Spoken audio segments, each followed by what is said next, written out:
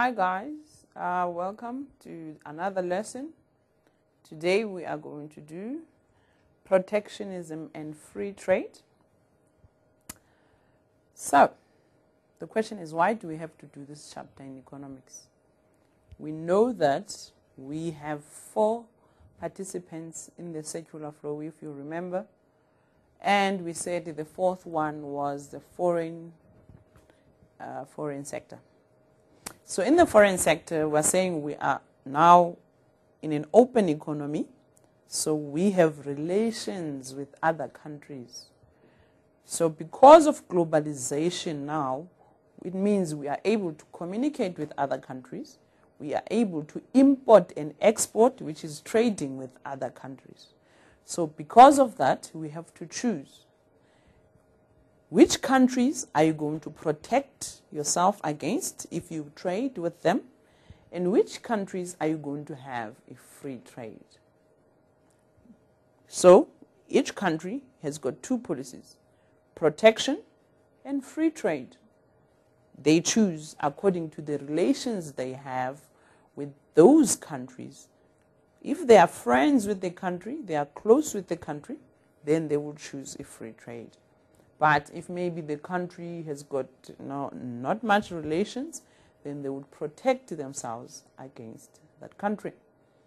But now, when we talk about a free trade and a protection, there are 2 policies that we're going to look at. We're going to do export promotion and import promotion. The only reason why we are only going to do those is because the lesson for now can only accommodate up to that far. And then we will continue with the other part in later times. All right, so now let's start with export promotion. Okay, so let's see. Remember we said our main topic is going to be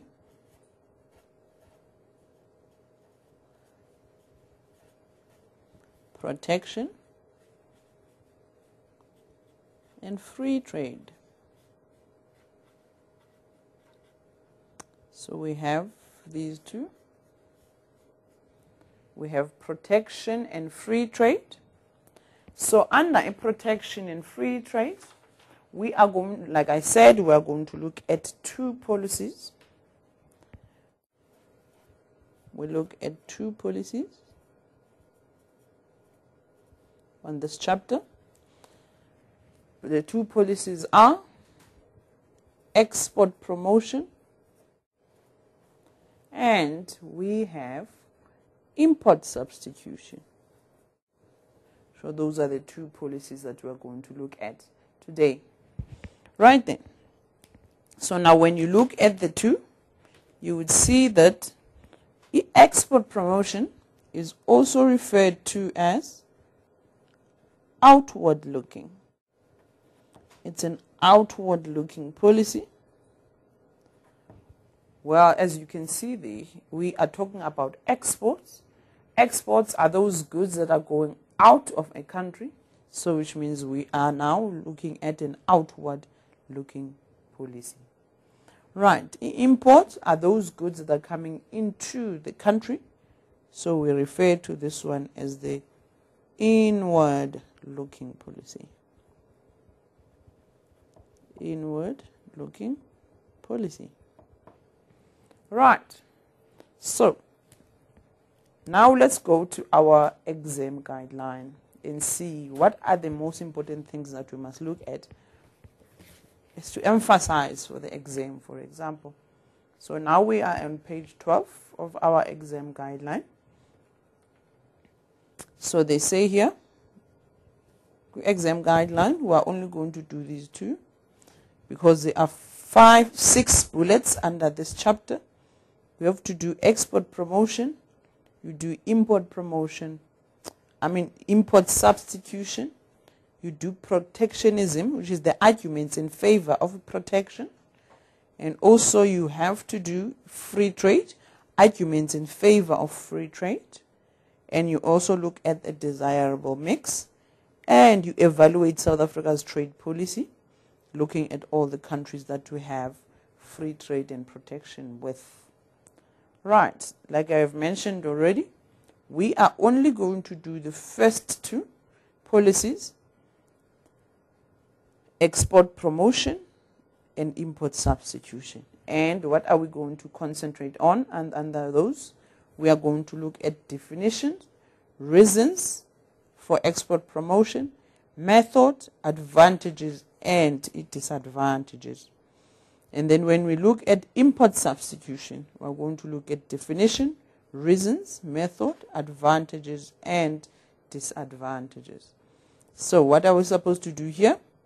When we look at examinable content, here they will very important that you must know how to be able to define both these policies. You must be able to define your export promotion, and you must be able to define import substitution as well.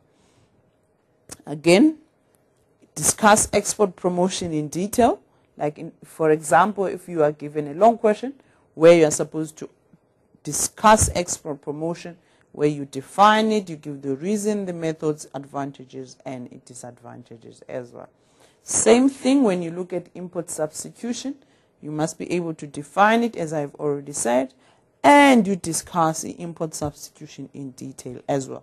It means you must be able to know all the subsections under import substitution. Right? Now they are giving us a hot question. Evaluate the effectiveness of export promotion and the import substitution. That is for you to do and check out in the sense, in the context of South Africa. Are we able to do our export promotion, and are we gaining or losing in terms of that? Import substitution, the success or the failures of our import substitution. That is all you need to do there. All right then. So we go back. We are talking about export promotion, which is an outward-looking policy, and the import substitution, which is our inward-looking policy. Right. So let's start with export promotion. There we have our export promotion. So the question is, what is export promotion? You must be able to define what export promotion is. So, export promotion. So when we talk about export promotion, is when governments pay, they pay incentives. Remember, they want people to promote the goods.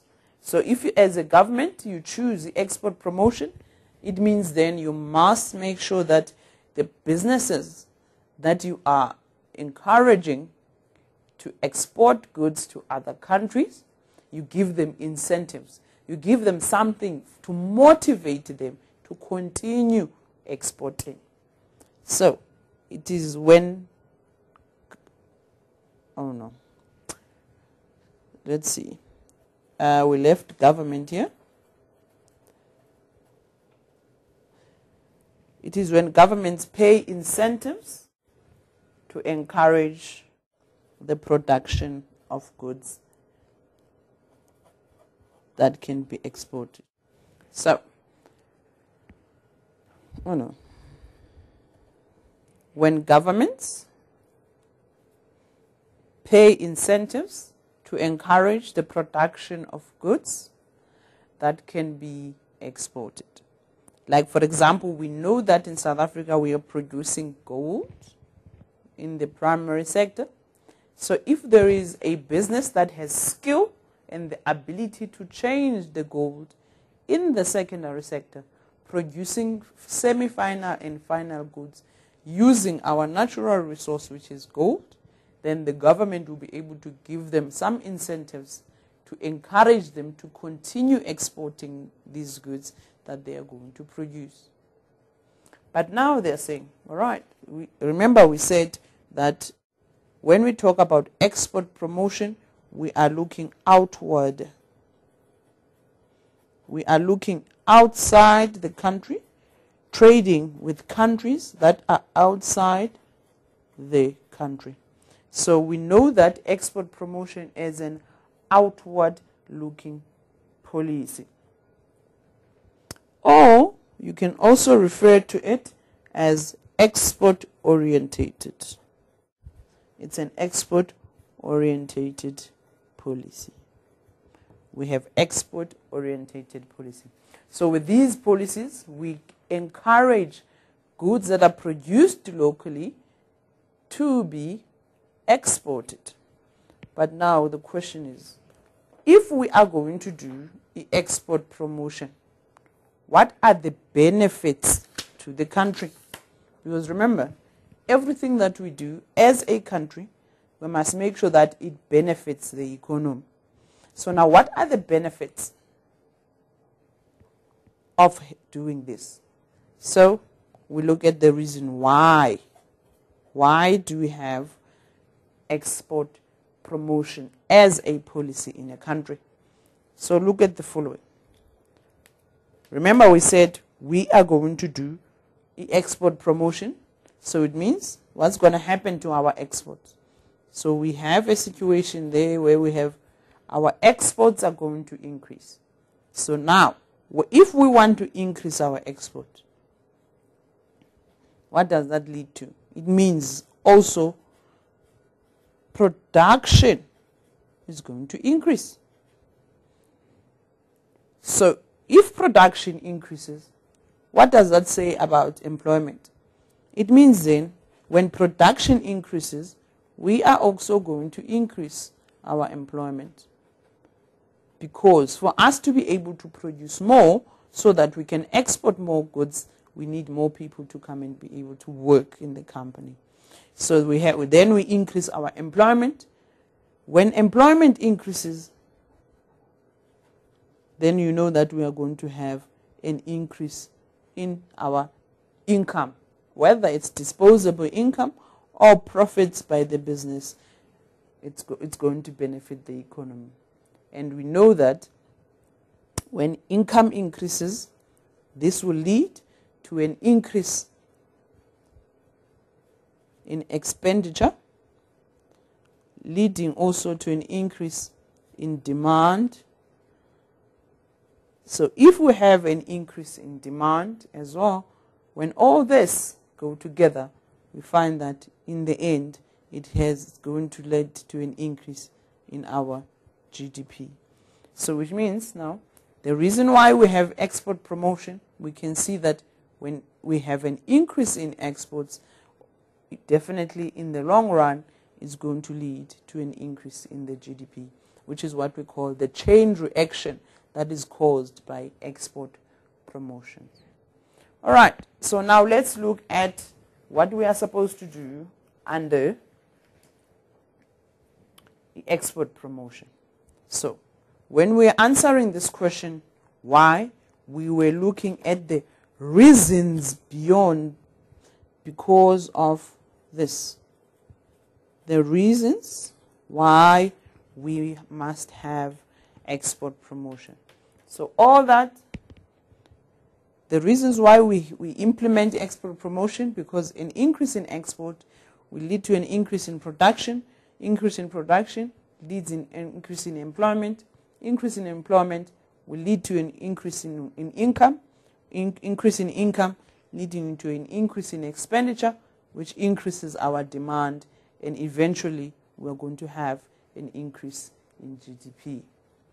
Right, so we are finished with defining what the export promotion is, and we're also looked at the reasons why we need to do the export promotion and why are we encouraging export promotion. So the next thing now that we're supposed to look at, we look at the methods. Right, so the methods, when you are doing the methods, you are looking at how are you going to implement this policy. How? What are the tools, if need be, that you need to use for you to be able to have the export promotion? So now, when we look at export promotion, the methods, one, we look at export subsidies. We look there that they're going to give us export subsidies. So how? The first one is it right? We use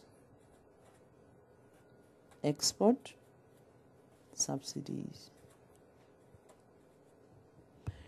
So if we want to encourage as a government export promotion, we use export subsidies as a method. So when we are talking about export subsidies, we are talking about the amount of money that is paid to producers to encourage them to produce more. Then we have the second method for export promotion. We look at tax concessions. That is method number 2, tax concession. So, what are tax concession?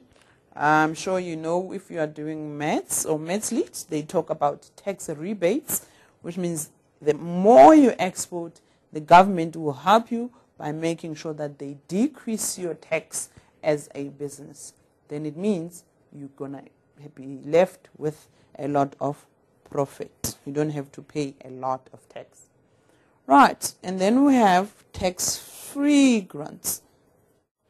We have tax-free grants.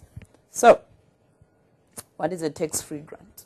When we look at tax-free grant, this is where now the government will compensate a business that is involved in export promotion.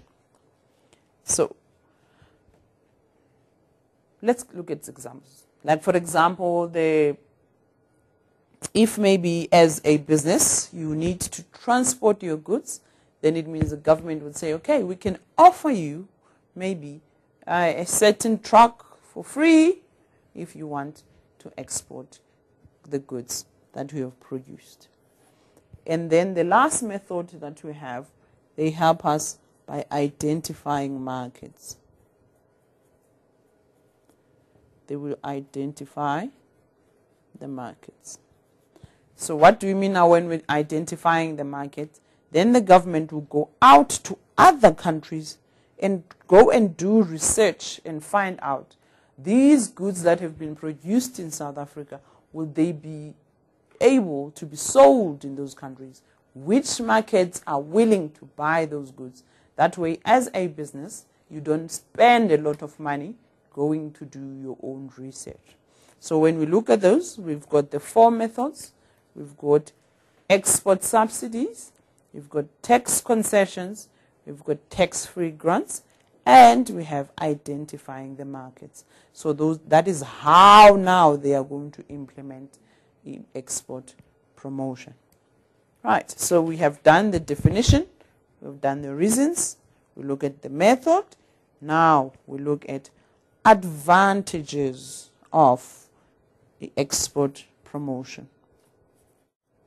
The advantages of the export promotion.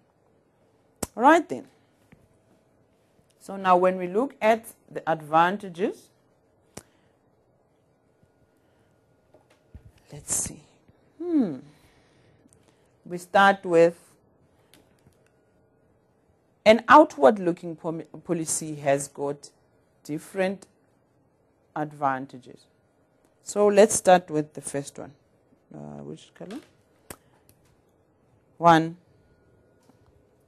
we have no limitations. No limitations. So what do you mean when you say that there are no limitations? It means you can produce as a business as much as you can, because you are not only producing for South Africa, you are producing for the South African market and foreign market. So you see, you can increase your production as much as you can, as long as you have enough buyers for the product. And then the second advantage, cost and efficiency. So we have cost and efficiency. So this means now that if you are going to produce a lot of goods, remember we said there are no limitations. You can produce as much as you are, which means you are doing mass production. So the more you produce now, it means you are producing now with less and less and less costs. It is becoming cheaper for you to produce. And because you are producing the same good over and over, then you become efficient. You know how to produce the best product, and you can even increase your quality of the goods because you are concentrating on these goods alone. And then we look at advantage number 3, increased domestic production. And if you remember, it is the same thing that we talked about when we were doing the reasons. So we're saying here, the advantage of export promotion is that it's going to give you increased domestic production. You have no limitations. You can produce as much as you like. And now it's becoming cheaper for you to produce, and you are producing the best goods, which means now you can produce and produce and produce, which means now when you produce more, you are increasing in domestic production. And we look at exchange rate as the last factor. The exchange rate. So which means what's happening with exchange rate? So in terms of the exchange rate, there should be no need for exchange control and quantity restrictions, because now you have a relationship with the country that you are going to produce, and you send those goods to them. Then they are not going to give you a restriction of how many goods, because remember, you have an understanding with them already. You tell them, okay, fine, I said I'm going to produce 1,000 goods for you. Here is your 1,000 goods. So they don't need to give you any headache about why do you produce this, why do you do not. So that is the 4 advantages of export promotion. And then we look at the disadvantages of export promotion. All the good things, they do have a bad side. So yes, we know that it is a benefit to have export promotion, but there are disadvantages as well that are brought on by this policy. Right. So they say, let's look at this. The real cost of production is hidden. So what are we saying when you say the real cost of production is hidden? Remember, when we were explaining what export promotion is, we said the government pays incentives to encourage the production for goods. So what does that mean? It means now if you are a producer of goods that are going to be exported under this policy, the real cost of production is hidden. You are given money by the government, which is extra. So when you are not spending too much. So now what happens is you don't know what is the actual cost of production. You keep on receiving money from the government and you think you are making more profit. You don't know how much is the cost because the government is paying for you. So the real cost of production becomes hidden then. The second disadvantage is lack of competition. So now we look at this. What we see there is these companies that are given incentives by the government, they are protected by the government, then it means that they cannot compete with any other company because they have the upper hand. So now we find that now all the other companies are not making as much profit as this one because this one is protected by the government. It is getting money from the government in a way of incentives. So this kills competition in the economy. And then we have disadvantage number 3, increased tariffs and quotas. So now what happens? If a country is using export promotion and they want to produce more goods and more goods and more goods to other countries, what do the other countries do? So the other countries now are going to increase the tax that they are charging for these goods to come into their countries. So you see now, the disadvantage is, as much as it is good to export, you end up paying more for you to be able to export these goods and services to their countries. So we end up with increased tariffs. And then the last one, protection of labor-intensive industries. So you find that, especially in developed countries, they've got a lot of power to protect their labor-intensive industries. Whereas in the developing countries, you find that they are unable to do that. So now what happens? Yes, export promotion is good. But now if there is labor-intensive industries that are being protected, especially in the first world countries, then we end up losing a comparative advantage. So that is all about export promotion. Remember what we said we have to look at when we are doing export promotion. Export promotion, we start with being able to define what export promotion is, knowing that also it can also be referred to as the outward-looking policy, or it's an export-orientated policy. And then the reasons why we have export promotion, there are the reasons. Or please write it in full. I was just making a summary for you. So these are the reasons, is that if you have export promotion, you're going to have an increase in export, which will lead to increase in production, leading in increase in employment leading to increase in disposable income and profits, which leads to an increase in export expenditure and increase in demand for goods and services. If that happens, then we have an increase in the GDP. And then we also said we must also look at the methods. How are we going to implement this export promotion?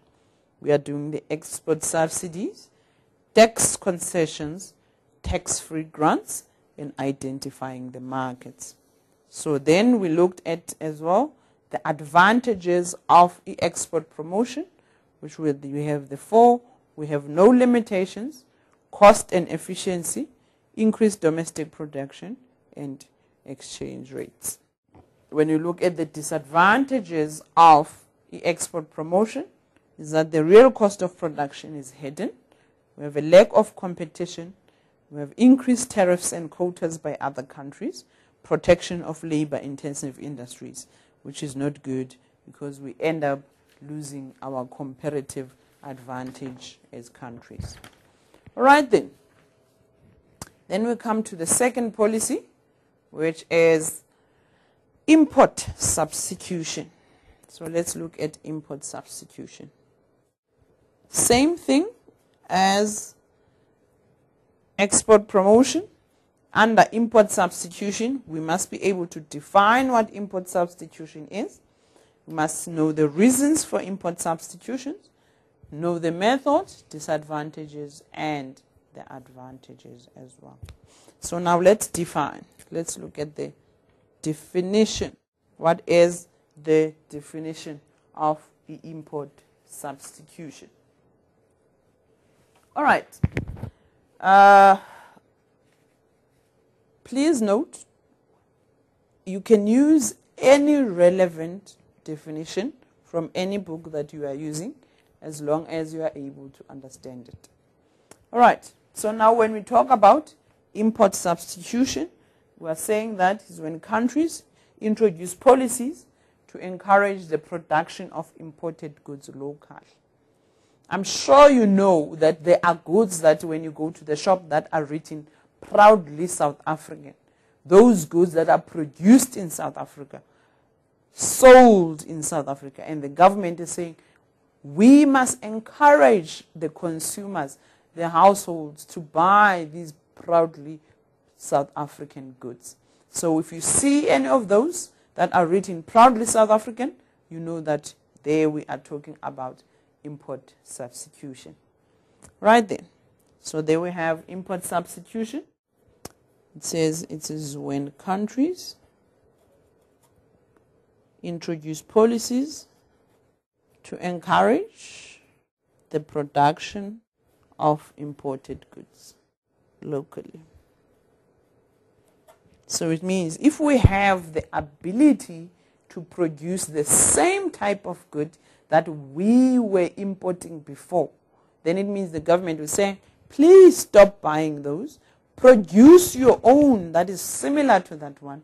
That way we will be able to sell them in our country, and also we increase our versatility as a country, because now we can be able to diversify the type of goods that we have. So we looked at now at the definition of import substitution. Now we look at the reasons for import substitution. The reason why we have to do import substitution, we want to diversify. We look at diversification. So what do we mean when we talk about diversification? It means now we want to introduce more products in our country so that people can have a broad choice.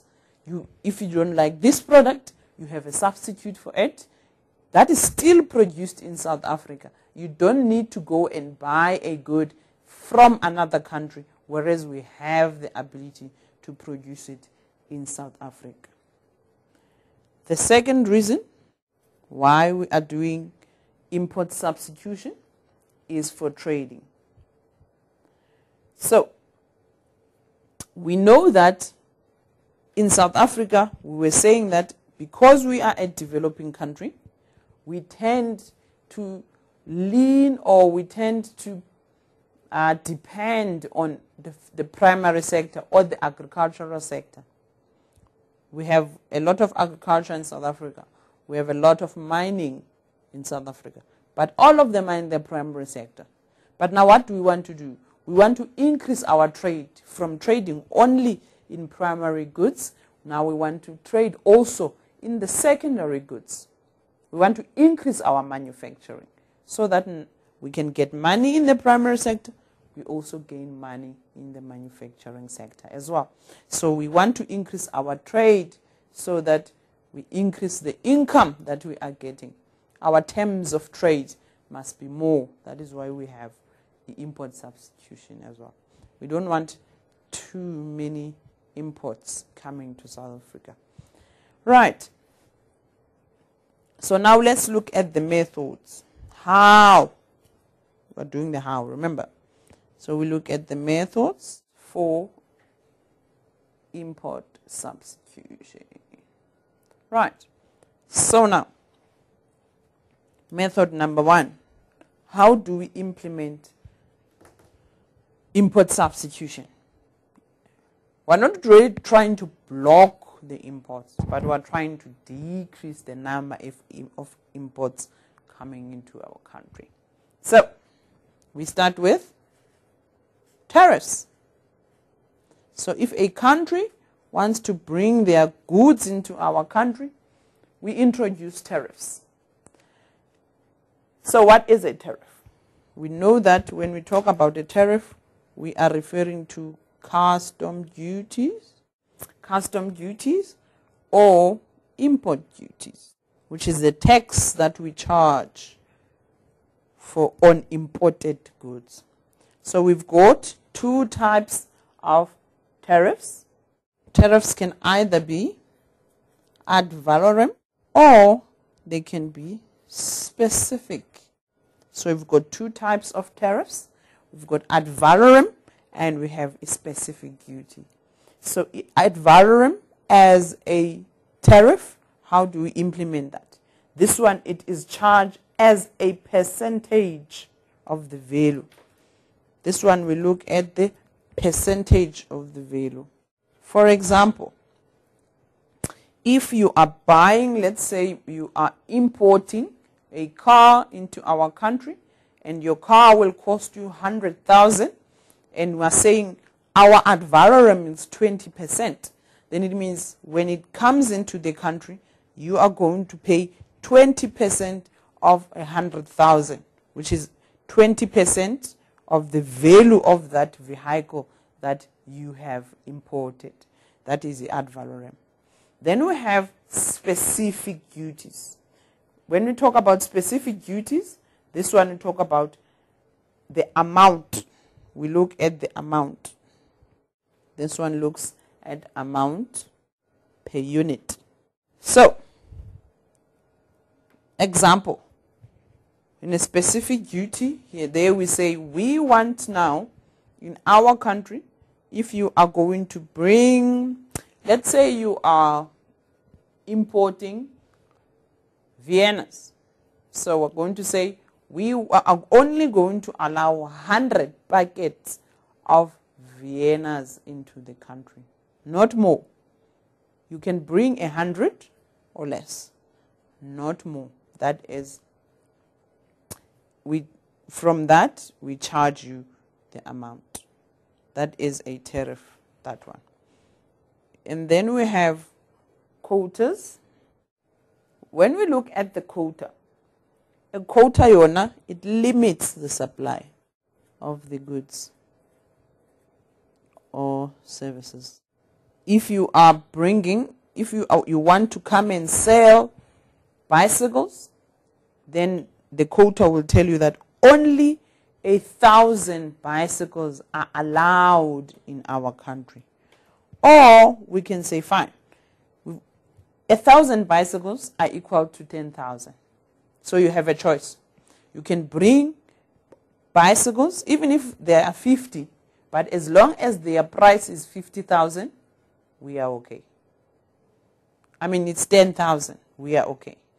Or you can say, you can bring the 1,000 bicycles, but they must not exceed that value. So you see that they are giving you a limit. You cannot go over the amount that they've given you. That was method number 2.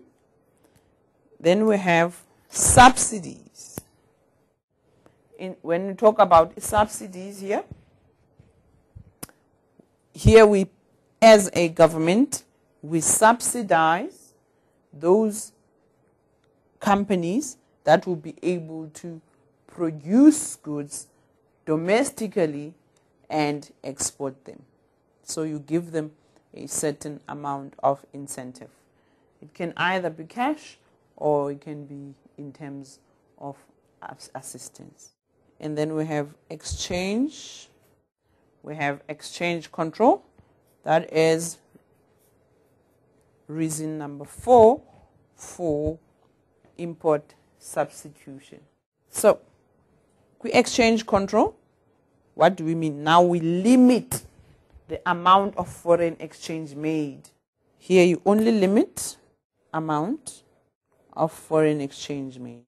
So here you can say, for example, let's say e.g., you're saying anybody that wants to import goods or services or take the money, our currency, our currency, then it means they must not exceed, let's say, 500,000. You see, you are giving them a limit there. So that is exchange control. And then the last one, we have physical controls. Physical controls. So when we talk about physical controls, here we talk about a complete ban. We ban the goods. I'm sure you heard about the detail that was here, the green product. So when products come to our country and they are bad for the economy and for the people, we have a complete ban, or we introduce an embargo against the goods from that country. So when we look now at import substitution, we have done a definition, we looked at the reasons, the methods. So now we are only left with advantages and disadvantages. So we look at our advantages of import substitution. So what is the advantage of having import substitution?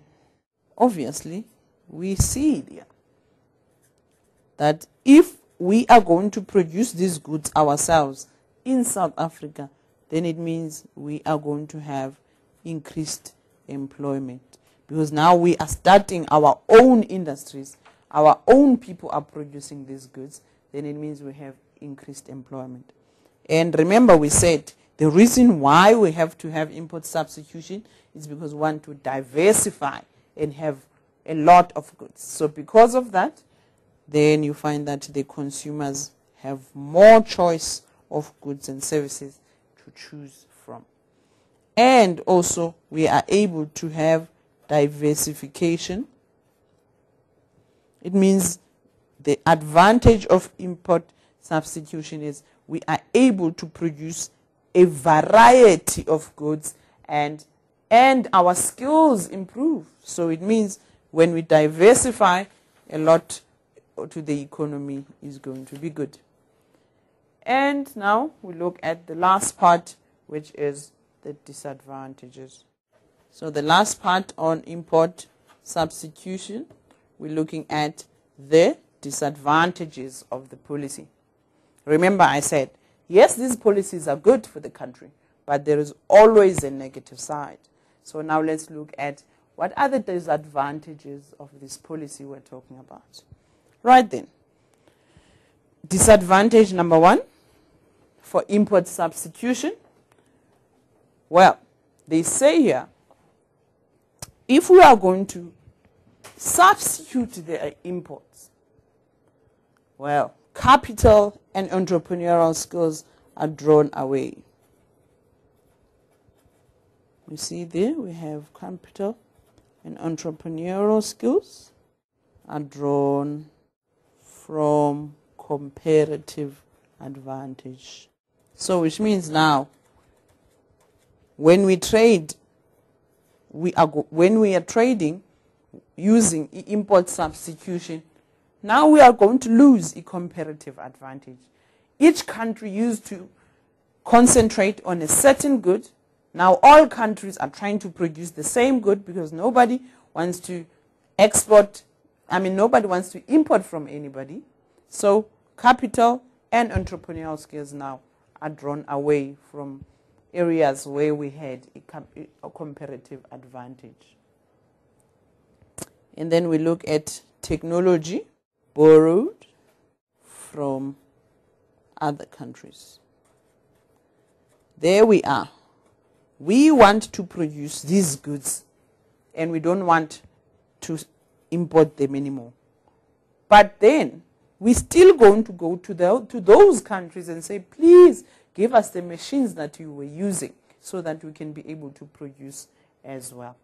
So as a result, you find that some of these machines, we as South Africans, we cannot be able to use them because we don't have the skills. And again, you see that it lowers competitiveness. So they say import substitution lowers competitiveness of sectors. So now the different sectors, they have lost a comparative advantage. So now there is no point of competing there anymore. And leads to demand. It leads to the demand for protection of industries. So these industries that are now starting to produce these goods, they also need to be protected. So it means then the government must also protect them now, which means they are using extra money to do that. So that is one of the disadvantages as well. So the first disadvantage, capital and entrepreneurial skills are drawn away from comparative advantage. Technology borrowed from other countries, we end up using their machines anyway. We no longer have competitiveness. Competition between the sectors is lost, and the government must protect these businesses. All right, you guys, we've come to the end of the lesson, but we still, you still have to continue with the chapter because it is a very long chapter. But the nice thing about this chapter is it is easy, and I like it because it repeats itself if you understand one part, you would understand the other one as well. And it is a very enjoyable chapter because you can be able to say as much as you can. As I always say to my learners, in this chapter you are able to lie as long as you lie in an economic way. You are able to put in your knowledge and you get marks for that. So thank you very much. See you next time.